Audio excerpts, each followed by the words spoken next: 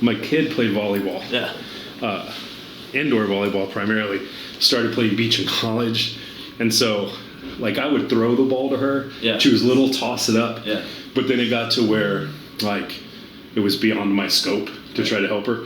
And so, like, now working with pros, sometimes if they don't have a coach there, I'll sit in the box with them and just sort of keep them calm or do whatever. Like, it's kind of like tennis, right? Where it's like they need their own coach to kind of do this or look at me during a certain time, almost deal. Right? Yeah. So, I mean, they just have a coach doing strategy with them. But the coach can only talk to them as they change sides or in timeouts. They're not coaching nonstop. But so occasionally, like, that's not for it's fun, but I can't pay attention. You know, there's a side switch, and I'm like daydreaming while the other coach is sitting with me, like, you gotta move. But we were in the Chicago, the big tournament in Chicago on the stadium court, and their coach wasn't there. So I was warming them up, but I'm having to, like, throw the ball granny style in the stadium Jackie court. Moon it? Yeah, and, like, hitting the net. Like, it was just embarrassing. So I learned to serve, if nothing else. But no, not a volleyball player. I wanted to get my doctorate in sport and performance psychology to help in addiction treatment because I was the clinical director of a rehab. Okay. And I just was like, man, the people that come here and do well have, like, basic life skills. They're functional. The people that keep coming back aren't. So I wanted to sort of dial into what those skills were. Like, I don't want to work with athletes. And then here we are, you know, just the way it happened. That's interesting, though. Yeah, so it was when I go, okay, I'm going to really transition more from traditional therapy into sports psych. It was right after the 2020 Olympics, which was 2021, because they delayed it with COVID, I think. I think it was 2020. Anyway, I go, well, beach volleyball is cool. My kid had moved out here to play volleyball in college. That'd be a cool place to, like, maybe hang my hat. Let me go check it out. And so this AVP, the American Volleyball League, I reached out to them about maybe being a sponsor or having, like, a booth at a tournament, whatever. And it was kind of expensive. So I was like, well, let me go check one out. So I went to Atlanta, I think it was, to watch the very first one I went to. It was super cool. Volleyball in Atlanta? Yeah. Same thing. It was the parking lot of, like, a mall, and they built a court. They put up a couple tents. And a huge stadium court, like, huge. It's a big production, you know. But they just go wherever. It's like people look at sports and they have this view, like, oh, it's so well put together, and this guy is so this way, and it's like you get into it, and it's like we have the fucking equipment guy doing our laundry, and it's barely ready for practice. Right? Yeah, it's not much like, big for oh shit, am I playing pro sports? Yeah, you know? It's real interesting this year when we're in those arenas. Like, when you see the back behind the curtain of that, you're like, this is not what a sporting event really seems like. Well, I'm sure you sort of really get the insight of that being in pro football, and we'll get to that. And we'll talk about that. Same with, like, so I love music. Like, I love music. And, like, my friends, like, I love Morgan Wallen, I love Drake. Like, music's a huge part of my life. And they're like, bro, don't ever meet these guys. Yeah. Because it's like, you don't want to, like, peel back the curtain and be like, damn, you're not what I thought, or, like, I've been kind of listening to what you're talking about, and I kind of like what you have to say, and, like, or you realize they didn't even write it, you know, sometimes, and that takes away from the song, but, like, obviously still want to meet those guys, but but it's interesting in that light. It's like sometimes the less you know, the better. Yeah, I have overcome that by so if I get a little disillusioned by somebody, you know, I go, well, maybe they didn't write their own song, or, like, they didn't write their book or whatever. They put the work in to get where they are. So I respect that. For sure. Even if it's not authentic totally. So I've learned I can appreciate more that way. For sure. Well, honestly, you're so damn busy. Like, people just can't they don't have enough time in the day to write their own song, make their own song, produce their own song, live the way they live, you know, like, go visit, be a dad, be a mom, you know, whatever the case is. Like, there's literally not enough hours in the day for you to make this type of product. Yeah, there's an interesting thing too, like, Vince Vaughn lives in Manhattan Beach, right? And I'll see him around, and he plays pickleball with one of my players. Like, they go to, I think he is. I think he's like 6'5". He's I need to work that guy. I need to go. I think he's pretty good. But he'll come around to the volleyball events because he knows one of my players. But I get super excited seeing Vince Vaughn because he's my favorite. You know, he's my favorite too. I was like, oh fuck, Vince Vaughn. I told my kid I saw Vince Vaughn. She's like, who? I go, you know that dude? She's like, oh yeah. And we were. I saw him walk by at the tournament, and I went and told a player, I just saw Vince Vaughn. She goes, yeah, I coach his daughter. Like they're not affected by it, you know. But then I told my kid, and then me and my kid later that night are getting ice cream at the Manhattan Beach Pier, and he walks by. And I wanted to tell my kid, like, hey, but I was looking him in the eye. I go, hey. I go, you said it to him? Yeah. I go, babe, it's been. I didn't, you know, it wasn't. You totally starstruck? You totally. And I just like glitched for a minute. What do you do? He was like, hey, whatever, you know, and he just keeps walking. And I played it off fast enough. But my whole point of this is, if you're Vince Vaughn, you can't go get an ice cream without people wanting to stop and talk to you or fuck with you or whatever. And so back to the like, you can't do everything. It's like you might be disillusioned by your hero because they've been annoyed 10 times by somebody else that day. Right. You know? Vince, honestly, it's funny you bring that up because my dad was asking me the other day, he's just like, who's like your favorite actor? Or like your favorite funny actor? I was like, Vince Vaughn. He's like, well, he doesn't really, you think Will Ferrell, like when he says like, no, Vince Vaughn is just like, just by himself is hilarious character. I agree. Almost everything that he's in, he's just dry, but he's quick. Like I fuck with Vince Vaughn a lot. Yeah. When I saw him walk by the first time, I heard his voice, like that fast talking. I was like, it's not familiar. Like Wedding Crashers? Like, yeah, is it was on? Like, and then it was him because he's tall, you know, walking through the crowd. Yeah. It's just funny. This is interesting. But anyway, back to the thing. When I went to the AVP in Atlanta, then it was right after the Olympics, like a week or two. So all the Olympians had come back to play, and I was like, "Holy shit! Like this is crazy." And I watched the Olympics, but I didn't know those players yet. Yeah. But it was the highest level of volleyball there is in this cool little stadium, and they serve drinks. You know, it was like, wow, this is the shit. Yeah. So then I went to the next tournament and the next tournament just to kind of meet some people, and I saw one player who. I thought, man, it's something I vibe with her, you know, something about the way she plays. Sort of reached out to her at some point. We started chatting, and now we've been working together 3 years. That's who I won the championship with. Oh, wow. So it built from there. And I probably have 8 players in the tournament this weekend that all just blossomed from that. Oh, cool. So I got like a part-time office out here. Now I have a full-time. I'm not here full-time, but right. I rent it full-time. And so it's pretty cool to like shoot up to my office, which is, you know, in Hermosa, where the Lazy Acres is, and then I got to run down to the beach. Yeah. It's like, you know, 3 minutes, come back. It's just badass. Yeah, it's interesting to me that you say you used to work with like addicts, you know, in this type of like field, right? Because I mean, I have like some experience with different types of addicts, like, and I always felt like they were so gifted naturally. Like everyone that I've ever experienced that was an addict, like people love to hang out with them. People thought they're funny or like they're really bright or really good at what they do without putting that much effort into it. And I always had to be like, why is it like I found this reoccurring theme of that? Like you said, the life skills part of it, but it's almost like they're so, you know, they're so one way that it's like maybe it's too much they needed to escape or what. I don't know. What do you would know more than me. Well, I've never heard that thought before. Yeah, it would just be my personal experience. Well, what do you think you? So you say you see that they're gifted, but then you were more specific about sort of personality. Yeah, they seem dynamic. It's like you want to be around them. Yeah. Like there's times where it's like when they're on and they're sober, it's like damn, like I love being around you. You know, you're a good time. You're this or that, and then you see them, you know, transform into a completely different person. Right? Yeah. It's it's interesting to me. You know. Like, yeah.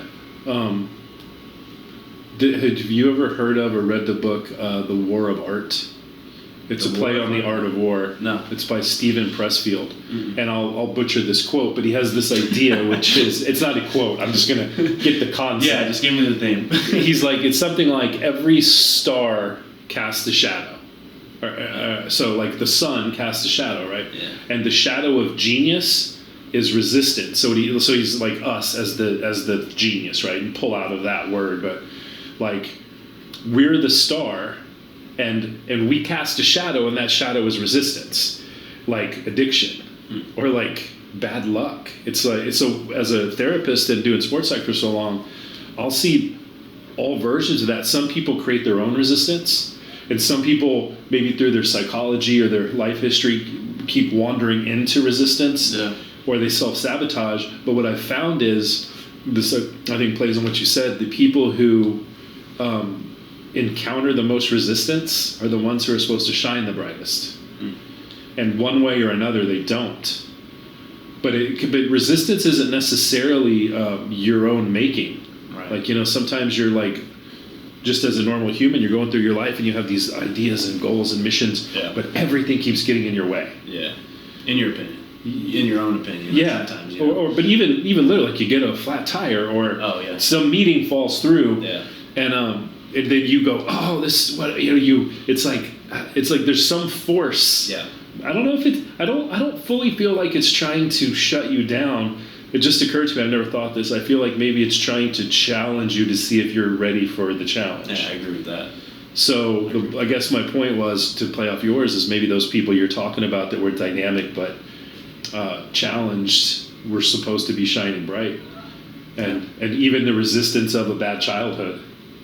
Because I've seen a lot of people who were the brightest light in their family, and the family tried to keep tearing them down because they don't want them to be better than them. Mm. There was a guy. What's it called? The War of Art. Yeah, War of Art. It's cool. It's unique. It's like this. It's like they were supposed to reach a certain point, and they just kept getting dragged down from it, that they weren't able to shine that light. Maybe the way God intended them to. That's my take on it. Is the thing is, his deal is every sun casts a shadow. Right, the shadow, the thing that keeps us from realizing our genius is resistance. The rest of that, I've seen through my experience that when people are neck deep in resistance all the time, they're usually pretty talented people or pretty capable people. They didn't pass the test. Yeah, or it's almost like before you're ready, before I can give you this, you need to go through these certain amount of hurdles to where you can shine the light. Yeah, but if you can't pass through this, then you're just not. It's not ready for the light. Perhaps. Yeah. Perhaps. That's cool. I agree with that. With all those people, Because I think my job has always been to help people get out of their resistance, whether it's by their own doing, by they're in the wrong relationship or wrong job. But talking about this really kind of segues into you, because you had a lot of resistance. In the last year. I did a podcast like a month ago. Yeah, it's red light. My boy was like, we just literally talked about from like my high school all the way through now, and he was just like, oh my God, you're gonna kill me, but the video didn't work. I'm like, yeah, that's rough. Talk about resistance. I'm like, well, we gotta do it again. Yeah, that's the thing. Maybe the second time was gonna be better. Yeah. Or he just forgot to push the button. Yeah. He's or he killed me. Yeah, he's just dumb. He just forgot. Oh, yeah. I did that the other day. I have. I'm not doing it now because I forget it, but I have a redundant audio recorder just in case. Yeah. But I forgot to turn it on, and the audio was fine from the camera, so I just forget it. Yeah, you got lucky. Yeah. So we're doing that now. We're taking the audio because there's two cameras each recording audio, and the camera's pretty good, so it doesn't matter. Yeah. But how do you feel like? Do you feel the resistance? You can talk about the resistance you've been through, but does you feel like it lines up with that thing of like testing me? Yeah. I think it would be hard for me to sit here and say like, oh, I was made for greatness, that's why I go through. That's just not really my, cup of tea to say that about myself. But I just feel like I do think that God is going to challenge you and challenge your faith in certain ways to see if you're ready for the moment. Yeah. And like I've really been blessed to have like, a lot of unbelievable special moments, like just throughout my football career and through my life. And I look at it and kind of like when I met you, like it was just like my mind wasn't where it needed to be. Mm-hmm. And I knew that because I wasn't able to be as in the moment as I needed to be. Right. And you helped me escape that. Yeah, So, and it's just like you're almost being tested before it comes, and it's like, it sounds so cliche, like, oh, you need to go through certain things. The darker it is, the brighter the light, right? Mm-hmm. And it ended up happening this year for me, right? Yeah. But it's like, you don't know when it's going to happen or how it's going to happen, or it's just going to be dark for a long time. Yeah. And then you just got to keep going. And I look at the times in my life where I've had light for, 4 years straight, and like, holy shit, like this is just going the way it's supposed to go, But I think the higher up you get, I mean, it's a continuous battle, So. Yeah. Let me add more texture to the concept. The way that you said it, you're humble. You go, well, I'm not thinking that I encourage resistance or meet resistance because I'm so great. Yeah. That's not really the implication. It's like maybe I'll say it this way in the future. it's there's something that keeps us from reaching our full potential. Yeah. And our full potential may be to be great, Mother Teresa, or to just be just a normal guy. Right. But there just seems to be some force that wants to see if we have the mettle to kind of step up to it. And it could be the smallest tweak, if that makes sense. Like, if you think of the final product as, like, if you look at it as a journey along the way, it's like, okay, well, what if on my 3-step drop, I wasn't, like, my quarterback coach, right? So he noticed that when I did a 3-step drop, I would sometimes hop into the final step. And I never heard that from anybody else. And then so I started working on, okay, I'm not going to hop, I'm going to hitch into it and deliver, right? And that seems like something so small that I've never heard for 28 years. And then I go in the game and I, subconsciously do what he taught me, and I throw a touchdown. Because I'm, in rhythm. It was perfect timing. If I took that hop, the DB could have come into the play and intercepted it. We don't, that doesn't happen. So just like with meeting with you, it's like, it could just be a little tweak that God needed to, like, almost put it like, hey, you need to pay attention to this small little detail. And if you don't, it's going to end up paying a big price later. Yeah, for sure. So you almost look at it as like, oh, this is kind of a positive that I'm going through this because something's coming. He wants me to be ready for something. Yeah, I'm glad to hear you say that, but during it sucked. Yeah, it was hard to convince you there was a positive in it. Yeah, but you did really good with it for sure. So, what? Just in a nutshell, because I know, but just to get it out there, how would you describe your resistance and then sort of the turnaround this last season? I think the biggest thing for us, like when I talked with you, was taking myself back to these incredible moments I've had, and I thought about the similarities in each one. So when I was really able to talk with you about everything that kind of happened through my life, and you could understand it, and it started to be like, well, Bryan, you were there. You weren't anywhere but there. Like you could have seen like a fly move. That's how locked in you were. Yeah. And when you talk about like when you wrote me, like finding the zone or like what type of player are you and how do you tap into that? It was like I wasn't trying to be anything. I was just trying to be there. Yeah. And the more you're there, like all the little things just come into play, and you're like, oh, this is moving slow. And ultimately, in my sport or any sport, if things are going slow, you're able to process, you're able to then practice just becomes practice, right? Yeah. It just translates to the game. Yeah. So just being there. This is what happened for you, and I see it in a lot of people, but people have a hard time appreciating it as it happens. That everything is on a trajectory. Yeah. Like your development, your career, everything. And the trajectory isn't like a smooth ascension. No. It's like turbulence when you're taking off. There's little dips. And we tend to be so caught up in the outcome that every little dip feels like failure, but it's actually Well, the plane's a good analogy when you're in it and it's doing this as you take off. But if you watch it, it's not doing that. Yeah, it's just going. It's like you struggled with it, I know, and you did really good in very hard circumstances. But each time maybe we would reconnect, and you're like, okay, how do I keep doing this so good? Because it seems so hard. But yeah, you figured it out. I think starting, I still do it, but I think starting your day the right way, like the box breathing thing, like helped me tremendously. Yeah, we know what box breathing is, but how do you start it? Well, you just wake up and box breathe? So when I was in season, I would get to the facility, and instead of, get there, hurry, put your stuff on, get there, start taking notes, right? I would actually go into a separate room and just spend 10, 15 minutes, like, just getting there. Yeah. Does that make sense? Like, I would just fully get there. Yeah. And once I felt like, all right, I'm mentally here, I'm nowhere else, and I'm living a dream life, I talk about all the bullshit happening, but at the end of the day, if I had told myself 5 or 6 years ago I was doing this, you'd be like, Bryan, like, you're living a dream, bro, So just fully getting there. But nowadays, like, honestly, it's cool we're talking about this, so I've started running. So I've started, starting my days with 4-mile runs on the soft sand. Oh, shoot. And I don't listen to music. I don't bring my phone. And I just, try and feel everything around me, And I'm a very faithful person. I'm not perfect, but, I spend that time, really kind of connecting my soul to as close to God as I can be, and just honestly just being there and, seeing what I want, seeing what He wants from me, and just trying to be as present and as spiritually healthy as I can be. You know, it's been great for me. How does it look, go, whatever in your head? When you're not listening to music, or when you're not on your phone and you're just going for a run on the beach, like I'm looking at the waves, I'm looking at the birds flying, I'm looking at people playing on the beach, like, and I'm there. I'm not, listening to music and thinking about past times of like, oh, here's this song that's playing in my head, and I start drifting. My mind starts drifting to the past, or to the, to the future. This is what I'm going to accomplish, or this is what I've done. Instead, I just unplugged and I focused on the run, and I focused on just being there. So this is what I think I hear. This is what I really wanted.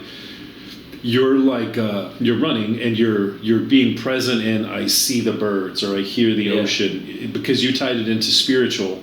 So is it that you become present and you're aware? Sensory awareness leads you to the spiritual thing. Yeah. The mechanism you do, it seems as if, is that you're very present in that moment. Yeah.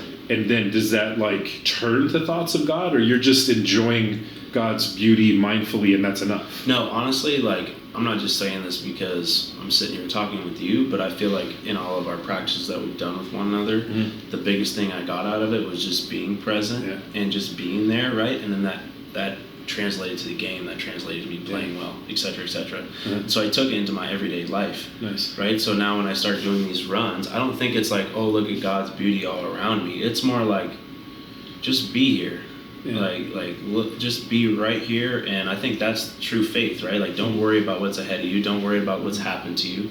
Worry about right now and the gift of right now, which is like what you gave me, God, So it's more of just being right there, present in the moment, and I think that helps everyday life. So yeah, I'm a Christian, but I enjoy Buddhist wisdom. Yeah. And I get more from Buddhist wisdom than I do Christian wisdom, mostly because I'm not sure why actually, but the Buddhist wisdom is more like, here's some wisdom. Yeah. In plain English or plain whatever. Whereas the Christian wisdom is multi-layered and it requires context. I don't know, I'm generalizing. Hey, I like them both, fuck it. Yeah. But I like Buddhist stuff. And there's this guy. Well, I would like think that Jesus, like in all the stories and scripture, is very peaceful, almost Buddhist-like. It is. Just, I don't know much about Buddhism, but I think it requires interpretation. And I have a degree in Christian ministry. Like, I understand, like, you know what I mean, how to whatever. I'm down for both. But there's this monk. His name is Thich Nhat Hanh. I think he passed away. But I like Instagram, things from him. There was a deal of like you wash each dish as if it was a newborn baby, and not like you're great, but you're just like, you're in it, like you were washing a kid. You're careful. You're just in it. Versus like, fuck, another dish. I can't wait till I gotta fucking finish it. Yeah. And every sleep, and I got work tomorrow. Yeah, you just be in that dish. Don't fuck this kid up. Yeah. And I boil 12 eggs usually, like once a week, and just have hard-boiled eggs. And peeling them is like one of the hell on earth. Yeah. Peeling hard-boiled eggs, especially 12 of them.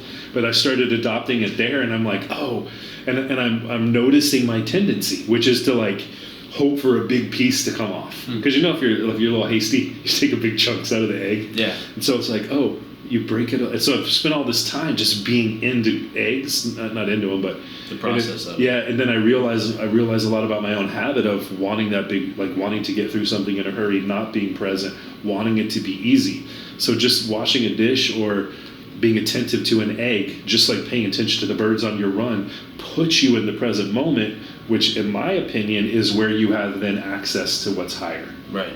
I don't think you have a lot of access to what's higher if you're time traveling to the future, fretting things, or living in the past. Yeah. I always felt like I played the best, and I always was the happiest in my life when I was just like really grateful. Yeah. And I know that might sound whatever, but it's just so true. It's like, I remember my mom texting me when I was a freshman in college, and I wasn't supposed to ever play college football. And the starter got hurt, and I ended up being the starting quarterback that last week. And I'm, getting to class, and I'm rushing in. I just finished practice, and my mom just texted me like, Bryan, you're the starting quarterback for a college. And it just kind of like, I'll always go back to that moment, because I was walking up to my school, Oxy, and I was just like, damn. Like, I never would have thought this. Yeah. And I tried to take that mindset now. Yeah. Like there was a time where I was driving down Toronto, and like Toronto was my dream city for my entire life. and I'm driving down, and there's a jumbotron outside of Scotiabank, and there's my picture. Mm-hmm.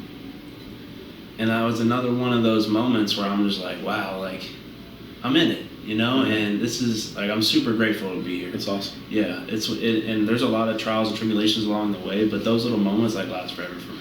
I would have got the same outfit on that was on that and been standing outside. Oh, who's this? Yeah, wow. Zoolander did? That's awesome. Who's this guy? Yeah. I'm so embarrassed by this huge picture of me. That's awesome. I saw day before yesterday, Lisa Reed, who was the one that connected us. Yeah. Which I thought, I go, oh shit, I think it was like, maybe Bryan's out here for the summer. Yeah. How's life going? Life's good. So speaking about Lisa, I see her every Wednesday. Yeah. So I found Lisa because I was doing like rehab for my knee. So I got her in my knee, and I just wasn't like getting back the way I needed to. I felt like my physical therapist was kind of like going too fast, and I wasn't ready, and just wasn't detail oriented. And then I saw Lisa, and like she was extremely detail oriented. She printed out my surgery, like the notes on it, and she like walked through every exercise for me. And she's a girl trainer. Yeah. I've never worked with a girl trainer. You know, I'm a football player my whole life, working with, you know, guys that were in the NFL or whatever. But instantly she gained my respect just because of how like much she cared. You know, like, and that's all you want. Life is like when you're working with someone or friends with someone, it's for them to just give a fuck about you. And she really did, you know. And I was like, you know, I've been working with her ever since. It's awesome. Yeah. Whatever this is going to evolve into, right? you're hour 3.5 of it. The origination of it was the concept of bad motherfucker vibes. Yeah. So when I work with athletes, certain athletes, it's about that. Yeah. You know, and then some, like two of my main female players were in here yesterday before, and they're great champions, you know, and they're like, well, you know, when you're playing badass, like they don't want to say bad motherfucker because they're also kind of humble. But the idea of it is like, if I'm at my baddest, I'm a little funny, super chill, highly skilled. It doesn't mean you're arrogant. Yeah. But for some people it is. Yeah. So I'm really toying with, is bad motherfucker vibes, because that's just something I always whisper, you know, with athletes. Come on, let's be a monster. Or is that gonna be the thing, or is it not, or is it just something that stays in private as this evolves? I don't know. Yeah. But in that context, I was really thinking about you in this, and me too as a Christian. Like, how do you manage like trying to be, and I know you're a very humble guy, but trying to be that bad motherfucker, or trying to be a killer, when your faith is sort of opposite of that? How do you become the killer pro quarterback? Yeah, well, I would say honestly, like, I'm not perfect. That's the first thing. Like Christian, like, I'm not gonna sit here and like say I'm just like I always toe the line. I make mistakes all the time. Well, that's why we're Christians, right? Exactly. It was covered for us. Yeah. But yeah, I think like when you text me the other day about like the theme of it, and I've seen all those different types of bad motherfuckers. So like I've seen guys that don't say a word, that go in there and just kill you and leave, and you're like, I didn't even see him. Yeah. Right. Then there's like, I feel like I was the guy that was like, I'm fiery. I have like a fire inside of me, and I'm gonna let it out on the game. You know. And then I've seen, you know, all different types of, you know, athletes that have their different type of vibe to them, you know. So I think it comes in all shapes and forms. Like you said, a girl, like girls don't really want to say like I'm a bad motherfucker, but like it comes out, you know, like during the game, like you're gonna see it come out, you know, and everyone's different in that way. So I think it's really cool. One of the best examples is a woman. I'm gonna be coaching her this weekend. She's in the Canadian development team for what, volleyball? Yeah. And she goes, she's sweet, like, you know. She goes, I want to be a bad motherfucker coach. Like, let's do it. It's pretty cool. She whispered it? Yeah, she's just cute. You know, it's like, I want to be a bad motherfucker. All right, we'll get you there for sure. So then, in the context of what we just talked about, how do you? Yeah. Not how do you, but like, you as at your baddest. Yeah. What would I see? Like, what are the qualities of you? You said you're fiery, but what does that mean? So I think me at my baddest is going to be, I'm going to be fiery, but I'm not going to be too much because I have to be so locked in and mentally focused. If I let my emotions take over myself, then I'm not going to play well. So it's like that even keeled until it's not. Does that make sense? My teammates really feed off of it too. That's what I've felt like is if they see I'm not backing down from a guy who's 300 pounds, 6'6", then they're not going to fucking back down. You know, like I'm the type like, you know, if I feel like we need a little spark, like I'm going to get in his face. Like that's just who I am. You know, I love that part of the game where it's like, if I can do something to make the other 10 guys or 11 guys around me get juiced up, I'm going to be that guy. Whatever we need. Or if you need me to be calm because everyone's tripping and emotional, I'll be like, hey, like, let's just chill. You know, like that's at least what I'm trying to do. So the way that I hear that is as a leader, yeah, you're not a runaway train in any direction. You're choosing what you need when. Right. That leans towards fiery. Right. Cool.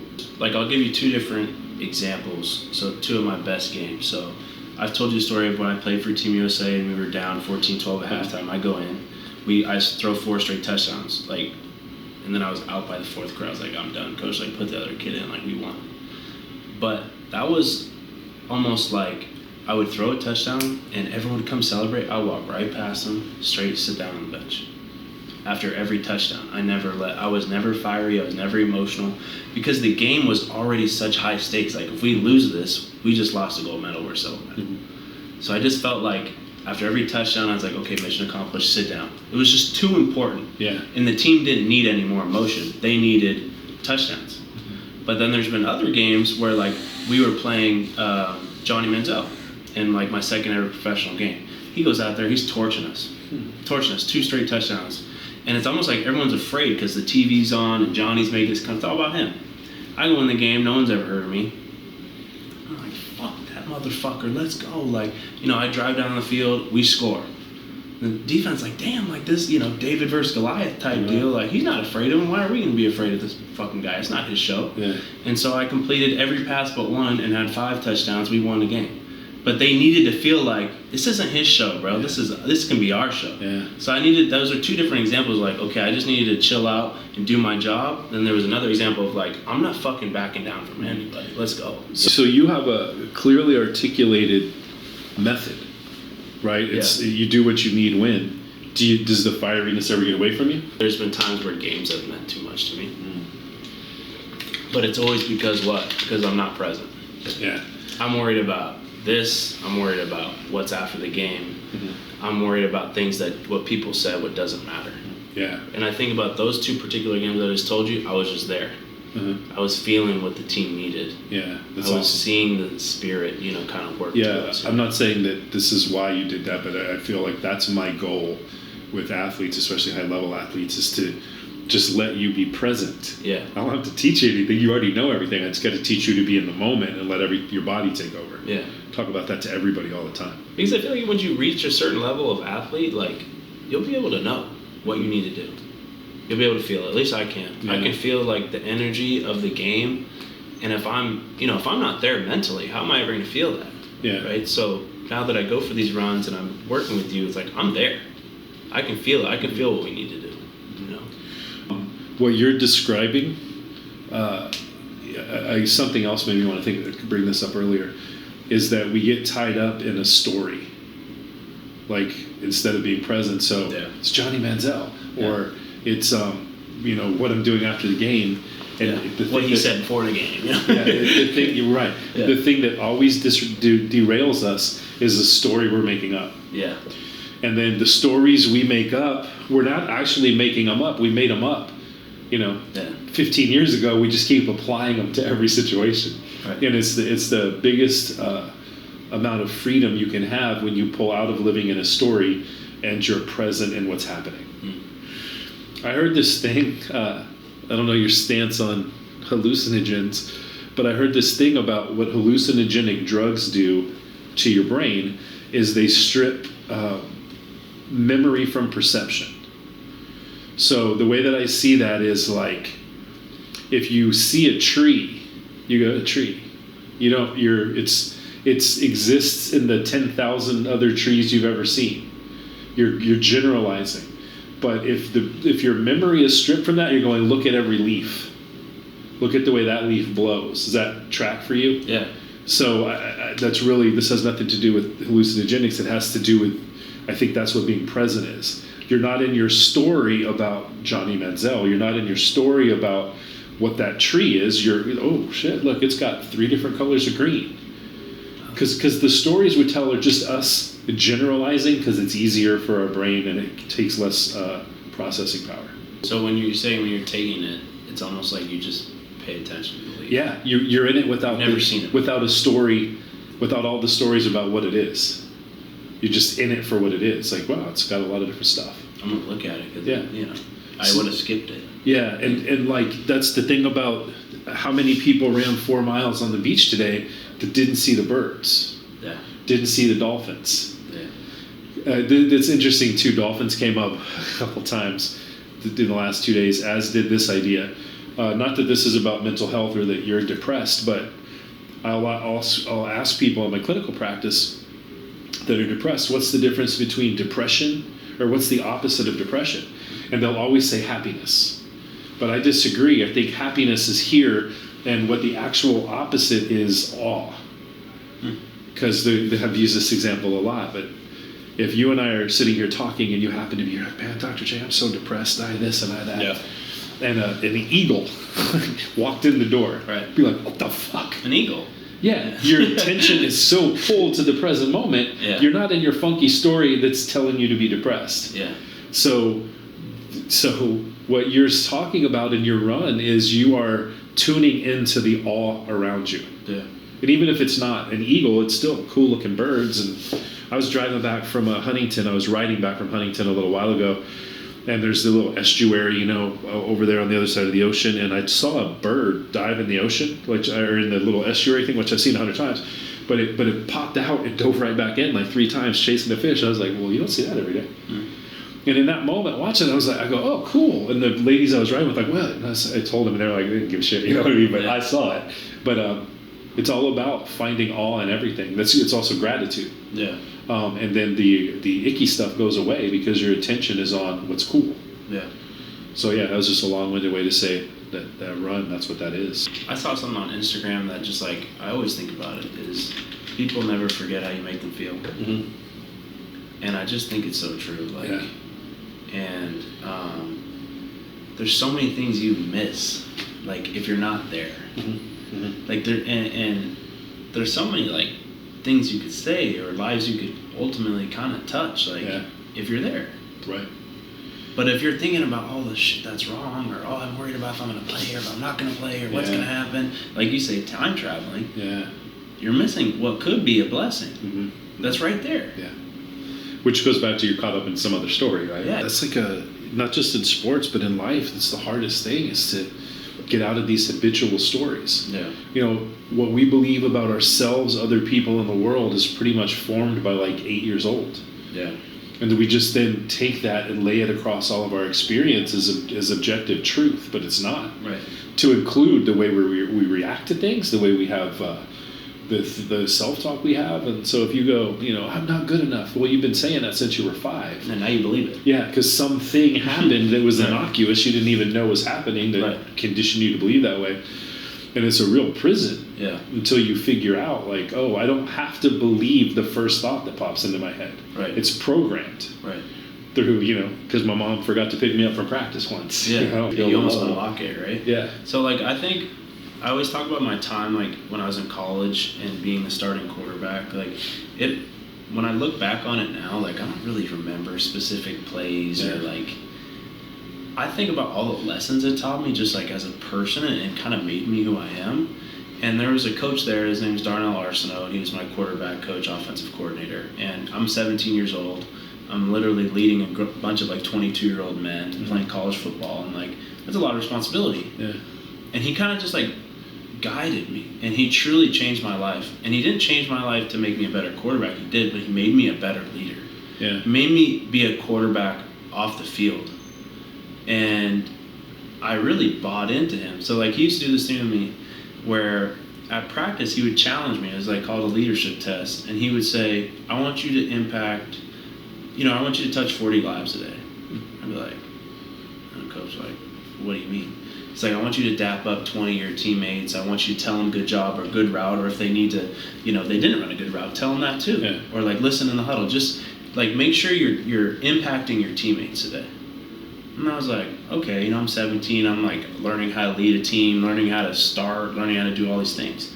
And then as practice would end, he'd come up to me and say, okay, now I want you to do it at school because you're the quarterback at school. I was like, well, so what do you mean? He's like, well, go be a leader on campus. And I'm like, okay. So he's like, go hold the door open for a girl at class. Yeah. Go tell her, like, her necklace she never wears, like, looks nice today. Or go tell a professor, like, you learned a lot. Or, grab another plate for your teammate, like, at lunch and go sit with a new group of guys at the table, not the 5 guys you always sit with. And that test, like, I got addicted to it, and I still do it. That's cool. And it makes me better as a man. It makes me better as a person because when you see what you can do for somebody, like, let's say I told the girl, like, her necklace was pretty. She's going to be thinking about that all week. Yeah.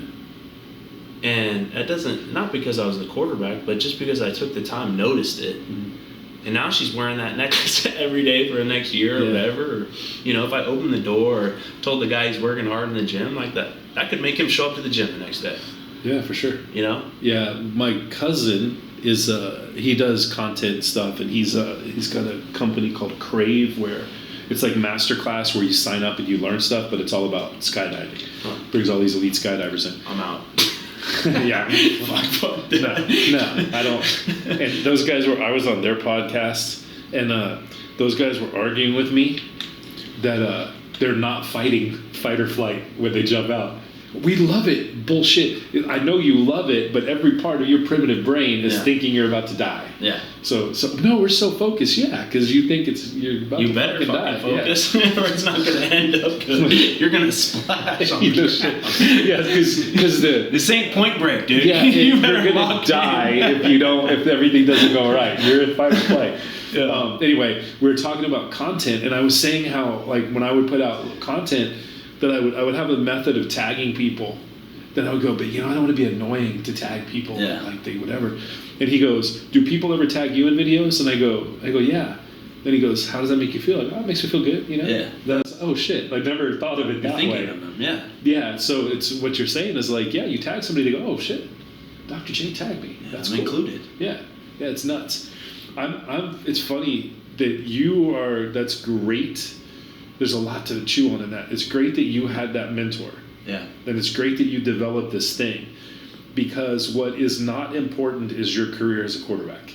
It's important to you and whatever, but when you're 80, that's not the thing that's going to be the relationships. It's like you said, you don't remember plays. It's about whoever, God or Buddha, Allah, the universe plops next to you at a bar stool. Yeah, what'd you do with it? That you either engaged or resisted. Right.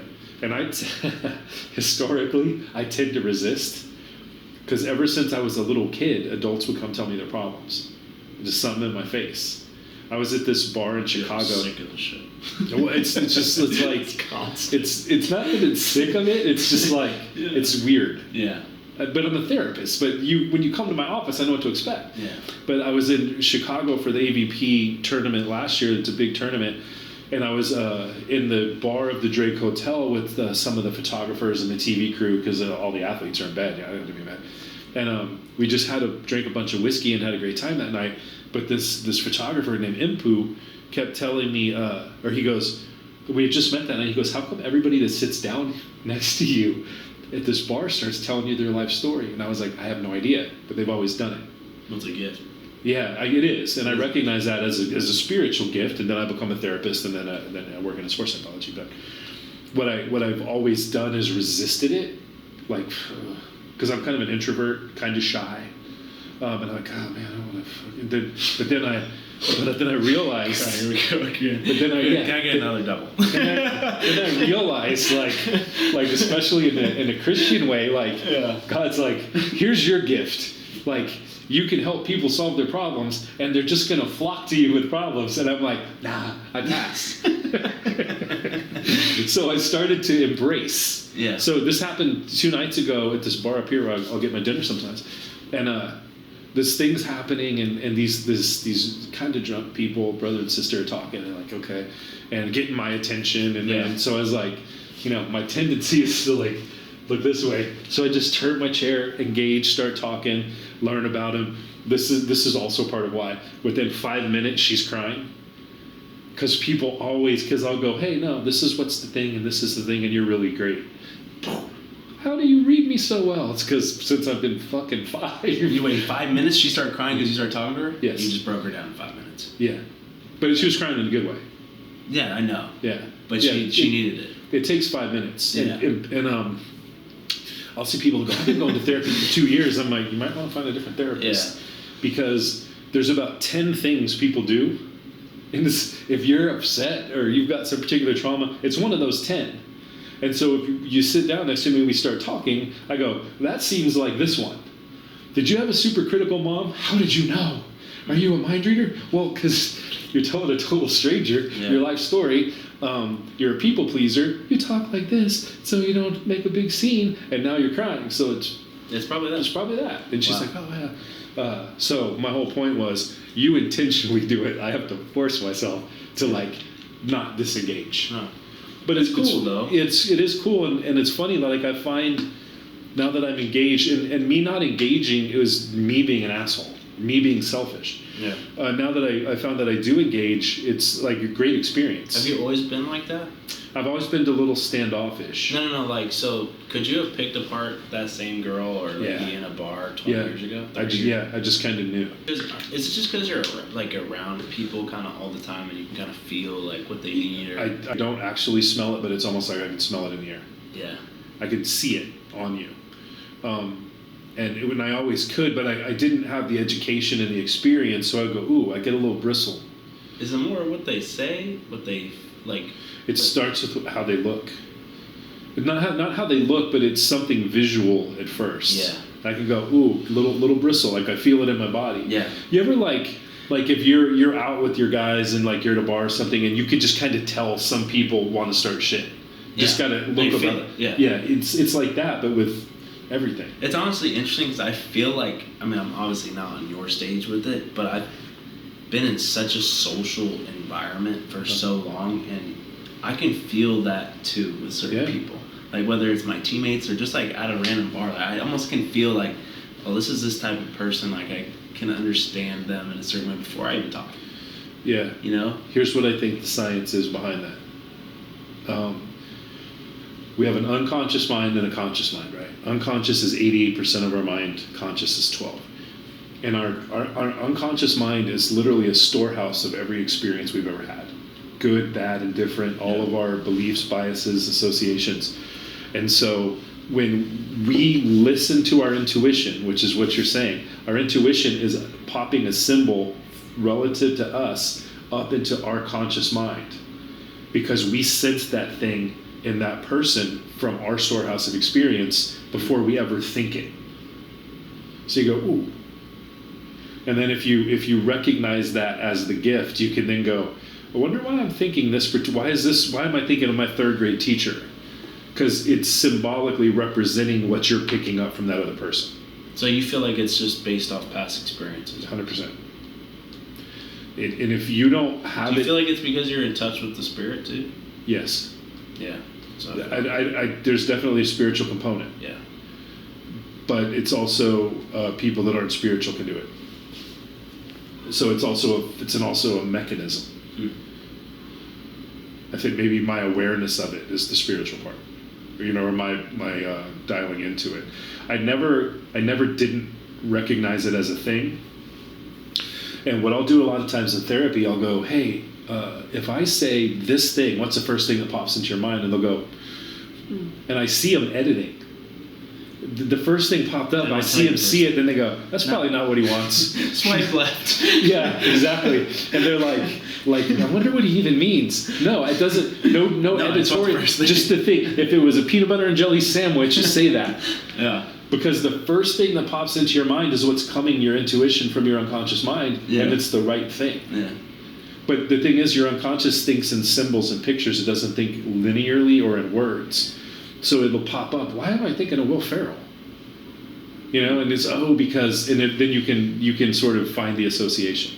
You ever feel like you can be around someone and tell just like you obviously can, but like negative or positive energy. Mm-hmm. Like there's been people that like walk past me and I can feel like, nope. Yeah.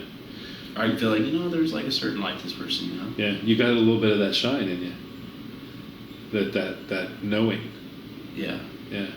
There's darkness surrounds certain people. I think if you could. That's why I say you could smell it. Like, if you go, I don't know exactly what it is. Like something is bothering them. Yeah. You know, like I honestly feel like I can just tell when something's bothering. Like just by how they walk or how they come into the bar or how they sit or whatever. I'm like, you know what? There's something there. Yeah. You know. Yeah. That's a real legitimate gift. And it's not that it's your job, or your gift necessary to heal people or whatever, but to have that level of empathy, because it's kind of what it is, or that level of recognition is pretty good, especially like maybe as a leader, as a quarterback, or as a leader, as a future father. It's like to have the insight to go, okay, my antenna's going up, something's happening. Yeah. Let me figure it out. Versus going, I don't know, it's gas, whatever. Yeah. I went to this medium with one of my players and her like kind of mother-in-law, her boyfriend's mom. I just went like to support them and as a goof, and I don't believe it, not believe it, whatever. And you can kind of get tied up in the spirituality aspect of it and whatever. Yeah. And I'm just listening, and talking, and she's going down the row, she's giving everybody a health check, and she goes, you've had a thyroid issue, some shit like that. And he's like, yeah, I have, weird. And this is crazy. She goes to my player, and she told her some stuff about herself. She goes, there's somebody in your energy field that's got way too much energy for the room and has a black toe. And I was like, what does she mean, black toe? And that player nudged me. She's like, her partner Tony, she's like, she's had some black toenail that's falling off. I'd been around her for like 6 weeks, didn't even see it. Wow. And she picked it up. And she knew I had a bad shoulder and it kept me from sleeping. Interesting. She's a medium? Yeah. Because she like, I don't know how she does it. And when we have more time, I'll tell you some other crazy shit that happened with her. At one point in there, I look over and I see a little orb of light, like go into my player's hair. It's insane. There's two parts that I'm trying to get to. One is the way that medium worked is the way that this is what happens with me. My friend goes, I'd like to know about my grandmother. And the lady goes, I see roses. And the lady goes, or my friend goes, yeah, she had a rose garden. She loved roses, whatever. Roses were her thing. The medium doesn't see her grandmother and roses. Roses pop into her mind. Tracking with that? Yeah. So something from her unconscious through this crazy gift she has says roses way before anybody says anything. That's what I think we're talking about. Yeah. You get this thing where you go, that internal no, ooh, and then you kind of have to interpret what it is by the message you're sent. Mm-hmm. So the medium, she goes, I see roses, and then she goes, yeah, my grandma. Okay, yeah, that makes sense. And so everything she said was like some symbol. Yeah. Well, you know what? Like, I'm very much believe we could talk for 3 hours about that subject alone, but I always felt like just to tie it into sports. So like, there's been times where I've been given dreams of something that's going to happen, and it happened in a game. What do you make of that? I think it's really cool. Yeah. But like, there's literally been times where I've dreamed of this like happening. May not be exactly. I don't get exact plays. I just get, this is what's going to happen. It's almost like God preparing me for that moment. Like, this is what's going to happen. Don't be surprised when it does. Make the most of it. Yeah. And I watched like the Deion Sanders is like trending a lot, right? Because of his son dropping the draft. One of my favorite things he said is just like, make the most of your moment. So like, as athletes, you're all going to get that moment. What are you going to do with it? Okay, now what? Like, are you going to panic? Are you going to run away? It was almost like I've been blessed to like, I feel like God prepares me for the moment of my dream. Yeah. Like, okay, boom. Okay, like I'm ready for this. I've done it already. Yeah. I've positively visualized things that are happening. I always tell like younger guys that play quarterback or ask me, it's like, don't ever think about throwing a pick. Think about throwing a touchdown. Think about getting completion, like we talked about, right? Like one play at a time, positively visualize it, and it's gonna happen. There's an interesting thing about that. This whole thing I'm telling you about the unconscious mind and the conscious mind. We have all these associations in our unconscious mind from our life experience. So if you had a pet and you loved your dog, fucking, this is the best dog ever. You have a positive association with dogs. Yeah. But if you get bitten by a dog, you're like, fuck dogs. Fuck that. All dogs are bad. Yeah. So we go through life stacking these associations. That's what exists in our unconscious mind, is what we know, even if it's not true. So what you're saying is those dreams that come to you, those are becoming now, whatever the dream is about is becoming a thing in your unconscious mind that you can now make happen. Yeah. That you couldn't conceptualize before. Yep. And so that's a lot of people I work with. They're athletes. I got a player who's like, I'm number this in the world, but I can't see myself being number this in the world because it doesn't exist yet in his unconscious. Right. And so my job is to help it exist in his unconscious and through visualization or whatever. So I was talking to these young kids, like, I don't know, maybe 3 weeks ago, and I went and I talked to them, and they were asking I saw the video. like, what do you know, like, what's like a really important thing for you, like when you practice or whatever? And like along that subject is, if I'm in, like, say off season, right? When I'm in the gym and I'm working out, or when I'm throwing, I'm not thinking about, okay, like I need to complete this pass, or like I need to lift this weight. It's like I'm thinking about what is the best guy doing, and then I'm thinking about doing more than that. Nice. So like, or like I'll look at who has the most touchdowns, who has the most yards. I'm visualizing me dominating. Say I don't dominate. Yeah. It happens. Yeah. But I might be great because I didn't. Yeah. Because I shot for that. But if you shoot for, I just want to start. Yeah. I just want to kind of play. Fuck that. I want to dominate. Yeah. Because if I think of shoot for the stars, you know, aim on the moon, right? Uh-huh. It's that mindset. It's like, look, I'm training every day because I want to be the best. Not train so I can kind of play or fit in with the guys. Fuck that. I'm training so I can be the best. That's interesting. There's a part of our brain, the reticular activating system. I don't know if we've ever talked about it, but at any given moment, there's 10 million bits of sensory information coming in at us. Like I just glanced over there and I see the light blinking through that window because of the ceiling fan. Like, that's good. I don't fucking. Yeah, I would never saw that. No, because there's too much. So there's 10 million bits. We can only process 50 to 100. So the reticular activating system decides what's important to us and finds it. Yeah. And so, if this is a funny story, the matriarch grandma of our family, who has since passed, but she has Alzheimer's. She had Alzheimer's at the time. And we're driving up to Dallas for a family reunion, and she looks out the window. She goes, "Look, a blue car. You don't see many blue cars." I'm like, cool, not a hand. We're hand. 5 minutes later, look, a blue car. You don't see many blue cars. Well, she had Alzheimer's, so she forgot she kept seeing them. Just kind of a funny story. But every time I see a blue car, I go, "Look, a blue car. You don't see many blue cars," because it's relevant to me, right? Because it just stuck out to your brain for that funny story. Yeah. So now you think, man, I just want to make the team. You just goal set that. That's what your reticular activating system is going to find. Yeah. Man, people will bring their kids into me. Start worrying. Yeah, they'll go, "Oh, as long as they pass." So the kid will get to the line of pass. So whatever intention we set, we get to that line and straddle it. So what somebody who's going, "I just want to make the team." Okay, that's what's going to happen. You're just going to make the team because the reticular activating system will pull from the universe affirming information of that. This is what manifesting is, but it's the actual science behind it. When you have an expectation, your perception distorts things to make it true, or it finds them. Yeah. And for you or for me, every possibility exists after any second. And we find the one that we've programmed ourselves to believe is coming. Right. So when you go, "I'm going to dominate," that's what the reticular activating system is finding evidence for. But you have to dial it into that. I think what's, like, to just go along with what you're saying, like somebody comes, "Hey, I just want this kid. I'm just going to make the team. I'm just going to get close." Like, and I think that in itself is failure. So you're kind of thinking about failure because you're kind of like, I just want to make it enough. Whereas, like, I walked past when I went to Occidental College and there was a jersey up there. Andy Collins was, like, you know, great quarterback, and he passed away, like, rest in peace. But he had all his yards and his touchdowns and all that stuff. But I walked past it every day. I'm going to beat all these numbers. Yeah. Like, it wasn't like, I'm just going to get close. I'm just going to try. I'm going to beat these numbers. Yeah, that's awesome. Where, like, even in professional sports, like, you have to change your mind. Like you talk about bad motherfucker vibes. How can you be a bad motherfucker by I'm just gonna? Yeah. No, I'm gonna. It has to exist. I'm gonna win yeah. this fucking game, you know, Sure. or I'm gonna get this done, you know, whatever it takes, I'm gonna get it done. Yeah.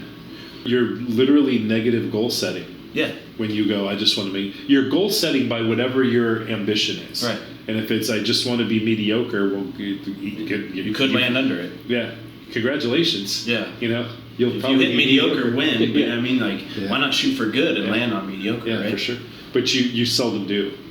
Because you land pretty close to what you shoot for if it's within reason. You know? Exactly. Yeah, that's cool.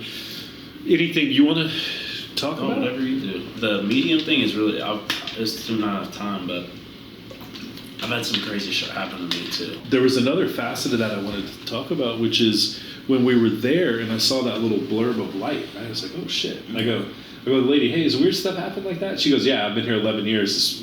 In fact, the medium had to get up and open the door. She was like, is it okay if you guys, if I open the door, if it's a little cool, because there's so much going on right here, it's kind of stressing me out. I'm like, yeah, whatever.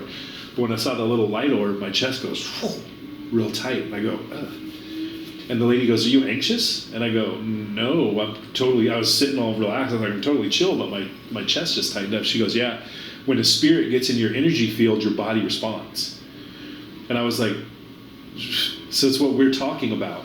Like when you can see something on somebody, our body knows. Our primitive brain that's, you know, had thousands of generations of genetics passed down knows shit. Like animal senses. Yeah. That we're just not aware of them because we don't need them anymore. But if our body can respond to something we don't even know is there, imagine how much it can respond to what we can see. Yeah, crazily. That's what I mean. It's like football is my passion, but I feel like it's just you're just so like alive. You know, it's like you're just in it. Like you can't really explain like spiritually what's going on. Yeah, you're just going. You know, and if you just like just working with you and just really focusing on being there. I know I've said it 10 times, but the word time traveling, that's all I was doing. Yeah. It's like, fuck, when you have so many special moments, you're like, well, how do I get back there? Or like, I have this vision of winning this. And it's like, dude, you're never here. Yeah. You're always going to be this, but you're never going to get this if you just keep fucking trying to go back to what was. Yeah. Right? What's interesting is I'll deal with a lot of people professionally, but also in my personal life who go, I don't remember that. I think I've got Alzheimer's. I think my memory's going, and I'll just tell them, I go, no, I watch you. You're never present in any moment. Yeah. You don't remember. You don't remember what was said because you weren't really there. You were in. What does that mean when they say that? Are they talking shit about me, or what is it? They're never people. Anytime somebody tells you their memory is bad, I will guarantee you it's because they're not present. They're off somewhere else when life is happening, and every amazing thing happens in this moment. Right? Like, no, I won the Grey Cup. Well, yeah, not today. Yeah. Like, whatever amazing's next is today. Right. That's hard for people. Yeah. But when you get that, like, washing every dish like it's a baby, you recognize more. It's a yin and yang. Like, you know, you want to be able to draw from the past and have it fill you up and give you confidence to achieve the next thing. Because I wouldn't be who I am with all the things I've accomplished. But you also have to be like, want more. Yeah, you can't dwell there. You can't live there. Yeah, no. Yeah, yeah. Like Kobe Bryant's my favorite athlete. Like, there's been a couple stories that stick out to me, but just his ability to, I think, like hold himself like accountable. Yes. Like I think that's for people and athletes. Like if you can look in the mirror and like I'm gonna wake up at this time. I'm gonna do this. Like, and that's just like in anyone's life. That's why Kobe's bigger than whatever, and ultimately like he died, but his message of Mamba mentality touches so many people just because it ties everybody. Yeah. It's not like Jordan's like, dude can just jump up the gym and he has cool shit. Yeah. Like Kobe's like, I'm gonna wake up today because Kobe will wake up today. Yeah. Or I'm gonna do this because Kobe would do that extra mile, Yeah. And I think like you're gonna see his life's just so grown. That story about when whoever was at the gym before a game. Yeah. And then he was like, well, I'm coming fucking earlier than him tomorrow. Yeah, the fucking next time he shows up at like 2 p.m. for a 7 p.m. game. It's awesome. Yeah, man. We could be done with this. I appreciate you coming.